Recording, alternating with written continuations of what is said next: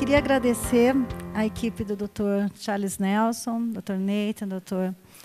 Charles Zina, porque minha vida começou a mudar, enfim, com a adoção do Brian, e comecei a me interessar muito por essa questão, né, de um trabalho um pouco mais científico, e tenho estudado nesses anos todos a questão da neurociência e como é que, né, eu digo que eu tenho um laboratório em casa, porque o meu filho tem sido um aprendizado e um ensinamento diário sobre essas questões.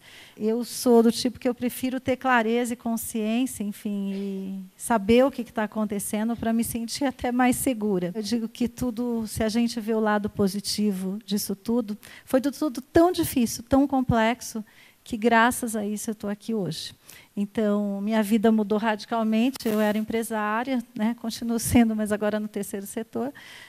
Mudei radicalmente para me dedicar à causa. E tive o privilégio de conhecer o Dr. Sérgio Creus, no começo dessa minha ideia de criar um projeto. E aí, enfim, tudo foi tomando forma e eu sempre penso assim, o que teria acontecido se o Brian tivesse vivido desde pequenininho, né, numa família.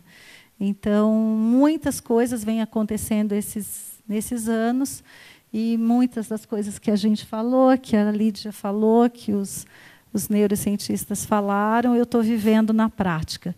E, assim, agradeço todos os dias, pelas dificuldades que eu passo, que não são poucas. Quem mais aprende, né, acho que essa é a maior, e acredito que isso aqui também aconteça com vocês, quem mais aprende somos nós, né? Nós, como pais, como famílias, né? Famílias cuidadoras, como técnicos, psicólogos, assistentes sociais, somos nós que estamos aprendendo com essas crianças, são eles que estão ensinando. E o que, né, fico me perguntando já, né, o que aconteceu com o cérebro do Brian? Uma das questões mais sérias que tem a ver com adoção, acolhimento familiar, eu gosto muito de uma autora francesa, a Joanne Lemieux, que ela fala muito na questão de rupturas, né, que é como se a gente construísse uma estrada, um caminho, e as questões que vão acontecendo na vida dessas crianças vão significando rupturas. A ruptura da saída da família de origem, a ruptura quando as adoções não dão certo, quando os cuidadores mudam. Então, assim, uma coisa que a gente percebeu, isso fui percebendo com o tempo, a questão da falta de estímulo. E aqui se falou, não é estímulo de iPad, de celular, é estímulo com gente, é estímulo, né, pessoa a pessoa, né, aquele contato próximo. Então, assim, uma questão, por que né, a minha história, eu digo que eu vivo na prática, por que a questão da primeira infância é tão importante. E aí eu trago um texto que é até da Universidade de Harvard, falando dessa questão do desenvolvimento do cérebro, por que a primeira infância é tão significativa, né, que essa questão das experiências iniciais, né, que o doutor Nathan falou, que são as primeiras experiências, como elas são importantes, a brincadeirinha com a criança, com o bebê, dar risadinha, né, responder, a troca, a interação. E essa questão, né, de atender essas necessidades da criança, quando ela chora, quando ela brinca, quando ela quer interação. E uma coisa super importante, hoje eu encontrei um jornalista, me chamou, estava fazendo uma entrevista, ele contou que ele adotou um bebê e ele nunca imaginou que ele iria ter tantos problemas, porque ele falou, não, adotei um bebê e tal, e a gente estava falando para ele essa questão, né, que o neurodesenvolvimento não é só, né, depois que a criança nasce, ele começa dentro do útero. Então, todas as interações, todas as emoções, todas as rejeições, né, todo o amor está sendo registrado no cérebro daquela criança. Então, quanto mais carinho, são mais conexões. Quanto mais estímulos positivos existirem, mais sinapses esse cérebro vai ter.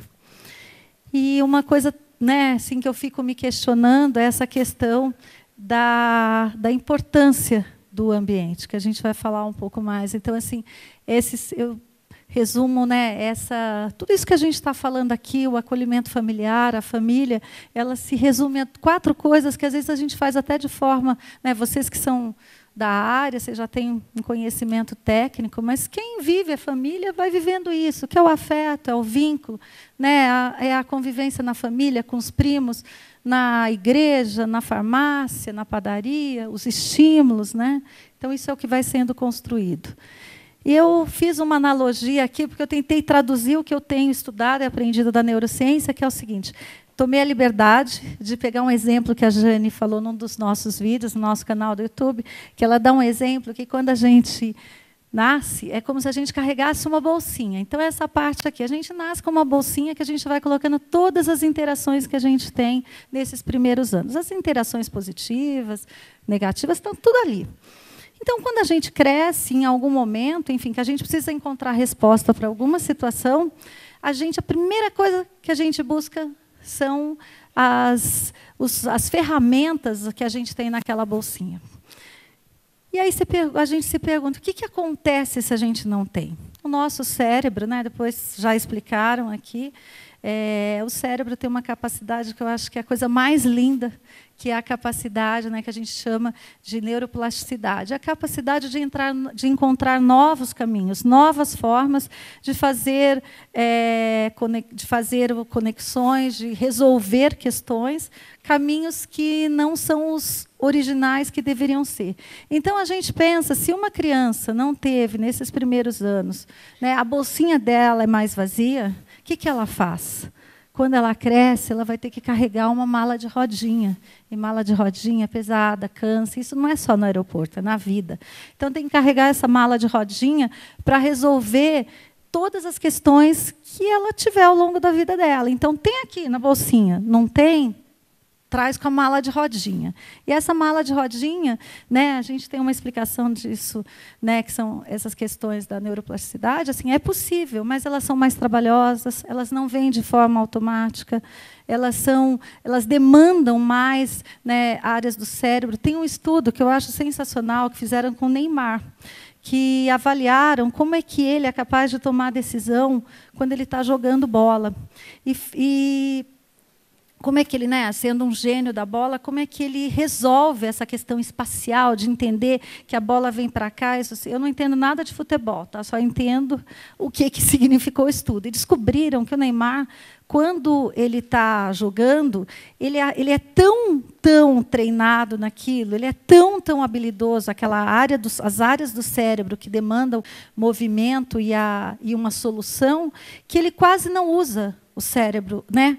Quase não usa o cérebro dele, não é ativado. E, ou seja, ele tem muita capacidade, o cérebro fica disponível, as outras áreas ficam disponível para as outras coisas, para ele conseguir entender a lógica de toda a jogada. Então, uma criança que não tem essa bolsinha bem cheia, quando ela precisa resolver as coisas, é um esforço, é uma demanda, parece que todo o cérebro para dar conta daquilo lá. E aí eu construí 3 coisas que eu vejo, né, na prática, e são esses primeiros anos que a gente constrói, que é como eu me vejo. O mundo é um lugar bacana, o mundo desculpe, eu me vejo, eu sou bacana, eu sou legal, eu tenho autoestima, eu sou inteligente, eu sou burro, eu sou capaz, eu não sou.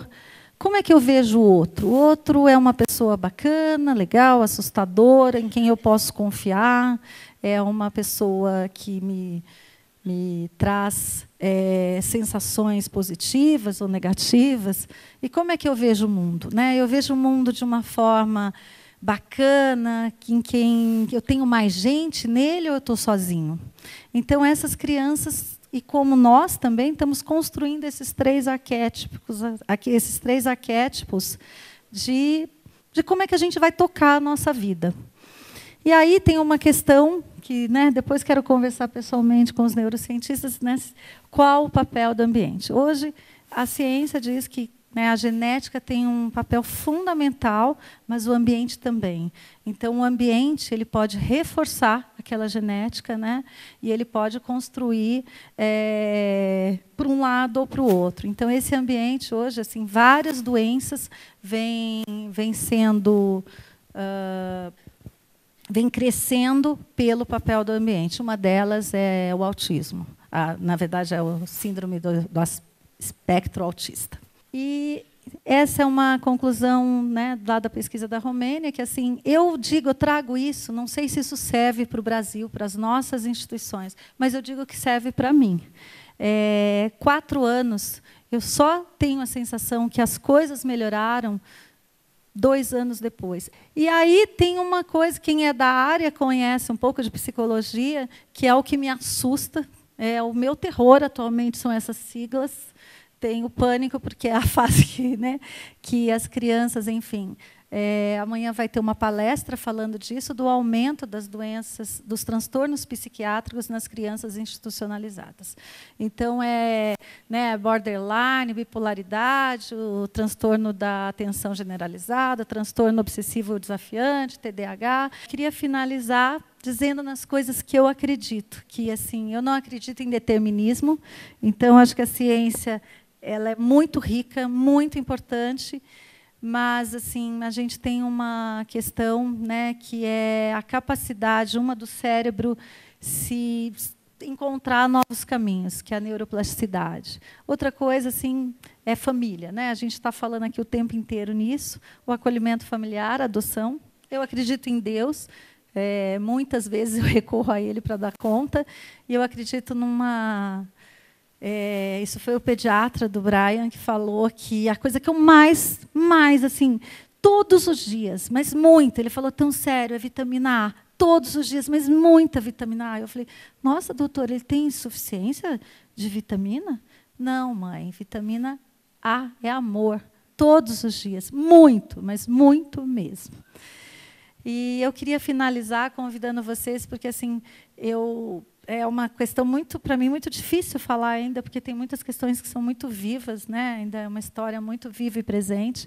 E nós produzimos um vídeo para explicar o que a gente acredita, o que eu e o que o Instituto Geração Amanhã acredita como família, como missão, e o que a gente está aqui para fazer. A gente gostaria de passar. Qual o seu maior sonho? O que você ainda quer realizar?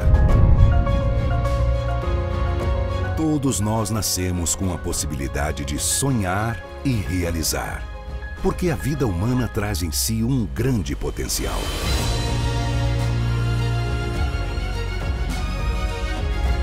O potencial de crescer, de se desenvolver, o potencial de ser feliz, de amar e de encontrar um jeito de realizar desejos e sonhos.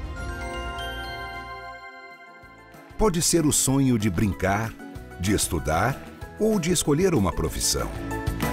Muitos sonham com um mundo de fantasia. Outros pensam em ser bombeiros ou sonham em ver o mar. Alguns querem ser astronautas. Mas nem todos vão continuar sonhando. Porque faltou afeto, estímulos e o cuidado de uma família. Faltou o básico, o direito ao amor. Para essas crianças e adolescentes, até dói sonhar.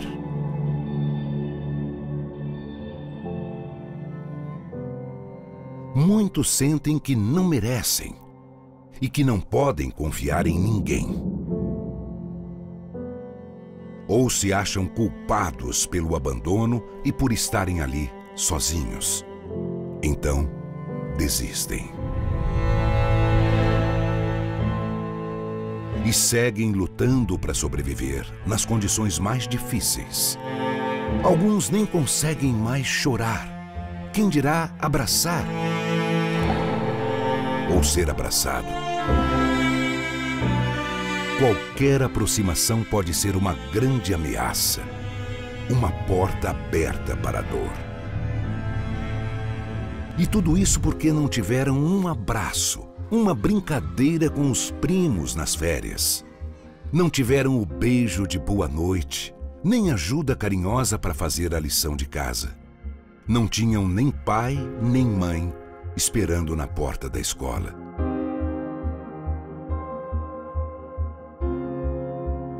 pequenos acontecimentos, tão comuns em uma família e tão caros para quem não pôde contar com ela. Nós somos o Instituto Geração Amanhã, uma organização sem fins lucrativos que luta pelo direito de toda criança e adolescente viver em família, seja pelo acolhimento familiar, quando a situação ainda precisa de um tempo para ser resolvida, ou pela via da adoção, quando se esgotaram todas as possibilidades de retorno à família.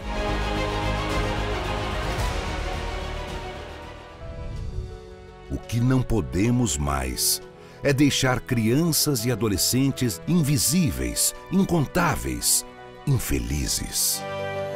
Nós, enquanto sociedade que não age, estamos roubando dessas crianças o que mais nos identifica como humanos: o direito de sonhar, de amar e realizar o seu potencial. Precisamos agir hoje, agora, para salvar a geração do amanhã.